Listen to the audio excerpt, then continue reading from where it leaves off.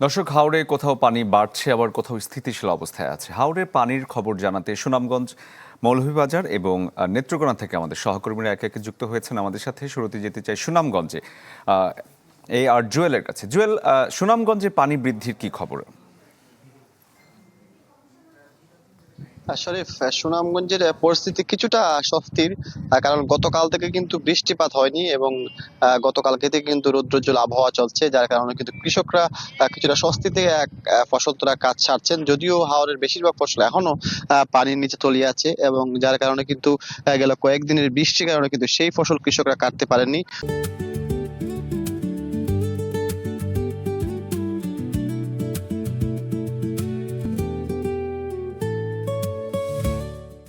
তবে আজকে যেহেতু বৃষ্টিপাত নেই, যার কারণে ফসল কৃষকরা তাদের ফসল যে শুকানোর কাজ এবং কাটার কাজ সেটা সেরে নিচ্ছেন। এবং আমরা দেখেছি এই যে যে হাওরটা আছে, এই হাওরের বেশিরভাগ ফসল কিন্তু পানিতে তলিয়ে আছে এবং গেল কয়েকদিনের বৃষ্টিতে সেই ফসলগুলো কিন্তু তলিয়েছে। তারপরও আজকে দুদিন ধরে বৃষ্টিপাত না হয় কিছুটা স্বস্তিতে কৃষকরা কাজ করছেন এবং এই অঞ্চলের কৃষির তথ্য অফিসের মতে সুনামগঞ্জে এ পর্যন্ত প্রায় 13,000-এর বেশি ফসল পানিতে নিমজ্জিত হয়েছে। যদিও কৃষকদের দাবি এর বেশিরভাগ ফসল আসলে তলিয়েছে এবং তারা বলেছেন যে আজকে পর্যন্ত 55 ভাগের বেশি ফসল কাটা হয়ে গেছে। এবং যদি এই দুদিন রৌদ্রোজ্জ্বল আবহাওয়া যেভাবে ছিল, যদি আগামী 2-1 দিন আবহাওয়া ভালো থাকে, সেই ক্ষেত্রে কৃষকের কিছুটা স্বস্তি এবং যে ফসলগুলো আছে সেগুলো তারা কাটার চেষ্টা করবেন। তবে এই সময় সবচেয়ে সংকট হচ্ছে ফসল পানিতে তলিয়ে গেল এবং এই সব শ্রমিক সংকটের কারণে সেই ফসল কাটা সম্ভব হচ্ছে না, যার কারণে জেলা প্রশাসন থেকে বলা হচ্ছে যে অন্যান্য জেলা থেকে শ্রমিক আনার জন্য তারা চেষ্টা করছে। তো সব মিলিয়ে প্রকৃতির উপর একটা নির্ভরশীল এই হাওর অঞ্চলে কৃষকরা যদি আবহাওয়া ভালো থাকে সেই ক্ষেত্রে তারা ফসল তুলতে পারবে। তবে পানি উন্নয়ন বোর্ডের পূর্বাভাসে রয়েছে যে আগামী দুদিনে বৃষ্টিপাতের সম্ভাবনা রয়েছে, সেই ক্ষেত্রে দুর্ভোগ আরো বাড়তে পারে, যেটি জানিয়েছে পানি উন্নয়ন বোর্ড কর্মকর্তারা। জুয়েল, ধন্যবাদ আপনাকে। যেতে চাই নেত্রকোনায়, রয়েছেন হানিফুল্লাহ আকাশ। আকাশ, নেত্রকোনার পরিস্থিতি কেমন? শরীফ, আমরা আজকে সারাদিনই হাওরে কিন্তু সকাল থেকেই দেখছিলাম যে আসলে কৃষকরা কিন্তু এখানে চরম দুর্ভোগের মধ্যে রয়েছেন। কারণ এখানে যেটি লক্ষ্য করেছি, গত 2 দিন যাবত আসলে বৃষ্টিপাত না থাকায় কিন্তু আজকে রৌদ্রোজ্জ্বল আবহাওয়া। সাধারণত কৃষকরা যতটুকু পারছেন ধান তারা শুকানোর চেষ্টা করছিলেন আসলে। তবে এখানে একটি বিষয় লক্ষ্য করা গেছে যে তীব্র শ্রমিক সংকট রয়েছে। আমি আপনাদেরকে যদি একটু দেখাই, আমার পেছনে যে হাওরটি দেখছেন সেটি হচ্ছে আমাদের এই মদন উপজেলার উচিতপুর হাওর। এখানে কিন্তু যে দেখছেন যে আপনার ধান, অধিকাংশ ধানই কিন্তু ডুবে আছে এবং যে যতটুকু ধান রয়েছে সেটি কিন্তু আসলে কাটার জন্য শ্রমিকের যে সংকট সেটি কিন্তু মানে তীব্র আকার ধারণ করেছে এখানকার কৃষকরা বলেছেন।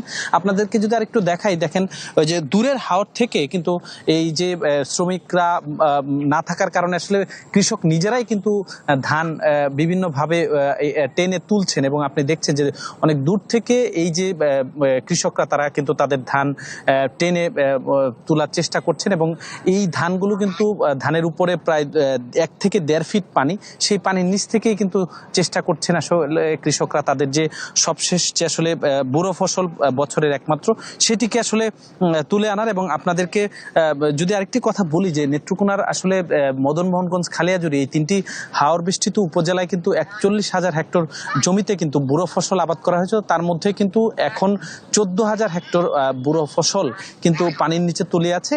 জেলা কৃষি বিভাগ এই তথ্য আমাদেরকে জানিয়েছেন এবং পানি উন্নয়ন বোর্ড বলছেন যে আসলে রৌদ্রোজ্জ্বল আবহাওয়া থাকলেও কিন্তু উজান থেকে নেমে আসা যে পাহাড়ি ঢল সেটার পানি কিন্তু বাড়ছে। তার মধ্যে নেত্রকোনার যে কংস নদীর জারিয়া পয়েন্ট, সেখানে কিন্তু 1.10 মিটার উপর দিয়ে পানি বিপদসীমার উপর দিয়ে প্রবাহিত হচ্ছে এবং কলমাকান্দার যে উদ্ধাখালী নদী রয়েছে সেখানেও কিন্তু প্রায় 87 সেন্টিমিটার উপর দিয়ে বিপদসীমার পানি প্রবাহিত হচ্ছে।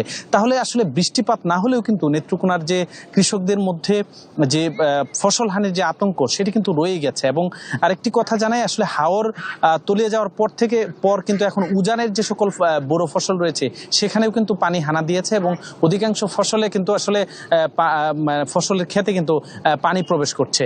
শরীফ, আকাশ, ধন্যবাদ আপনাকে। এবারে দর্শক, মৌলভীবাজারের খবর জানাতে চাই। আব্দুর রব রয়েছেন। রব, মৌলভীবাজারের আবহাওয়ার খবর জানাবেন, পাশাপাশি পানির পরিস্থিতি কেমন সেখানে? জি শরীফ, মৌলভীবাজারে আসলে থেমে থেমে বৃষ্টি হচ্ছে। এই বৃষ্টির সাথে সাথে হাওরে পানি বৃদ্ধি পাচ্ছে। এই হাওরে পানি বৃদ্ধির সাথে সাথে বৃষ্টি এবং পানি বৃদ্ধির ফলে কৃষকরা আসলে আতঙ্কিত হচ্ছেন, দুর্ভোগে পড়ছেন এবং তাদের মধ্যে একটা হাহাকার তৈরি হচ্ছে। কারণ হচ্ছে এই পানি বৃদ্ধির সাথে সাথে হাওরে যে অন্যান্য যে উঁচু জায়গা আছে, অন্যান্য যে ধানি জমি যেগুলো রয়েছে সেগুলো আসলে প্লাবিত হচ্ছে এবং তলিয়ে যাচ্ছে। এবং এখানে আমরা সকাল থেকে আসলে এই হাওরে আজকে ছিলাম এবং আমরা দেখেছি আসলে কৃষকদের যে দুর্ভোগটা। কখনো বৃষ্টি আসে, আবার কিছুক্ষণ পরে একটু রোদ উঠে। যখন বৃষ্টি আসে এবং ঝড়ো বৃষ্টি আসে, কৃষকরা নিরাপদ আশ্রয়ে চলে যান, একদম মাঠ খালি হয়ে যায় বলা চলে। আবার যখন একটু বৃষ্টি কমে তখন কৃষকরা আসেন, এসে তাদের কর্মযজ্ঞে তারা যুক্ত হন।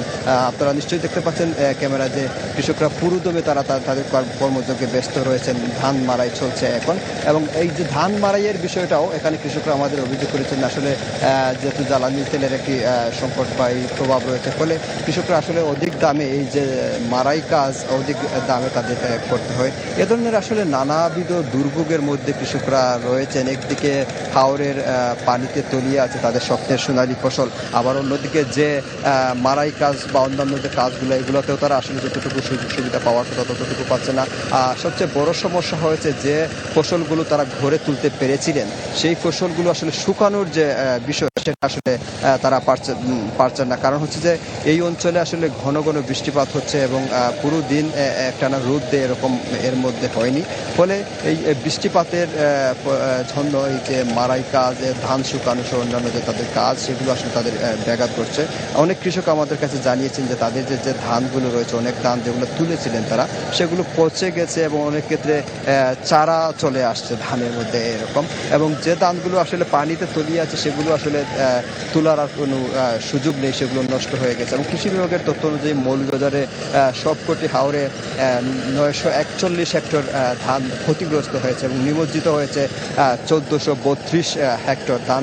যদিও কৃষি বিভাগ এই তথ্য বলছেন, কিন্তু বাস্তবে আমরা দেখেছি যে এর ক্ষয়ক্ষতির পরিমাণ বা নিমজ্জিতের পরিমাণ অনেক বেশি। এবং আমাদের সামনে যে দৃশ্যটা সেটা কাওয়াদিঘি হাওরের একটা অংশ, এবং এই অংশে যত দূর চোখ যায় আসলে একদম ফসল তলিয়ে আছে পানির নিচে ফসল, এবং এখান থেকে কোনো কৃষকরা তুলতে পারেন নাই, এই অবস্থার মধ্যে আছে। এবং কৃষকরা আসলে তারা জানিয়েছেন যে সরকারি যে সহায়তা বা কৃষি বিভাগের যে সহায়তা বা কেউ এসে যে খোঁজ খবর করবেন, এরকম কোন সহায়তা বা কোন খোঁজ খবর এখন পর্যন্ত কেউ এসে নেয়নি। শরীফ।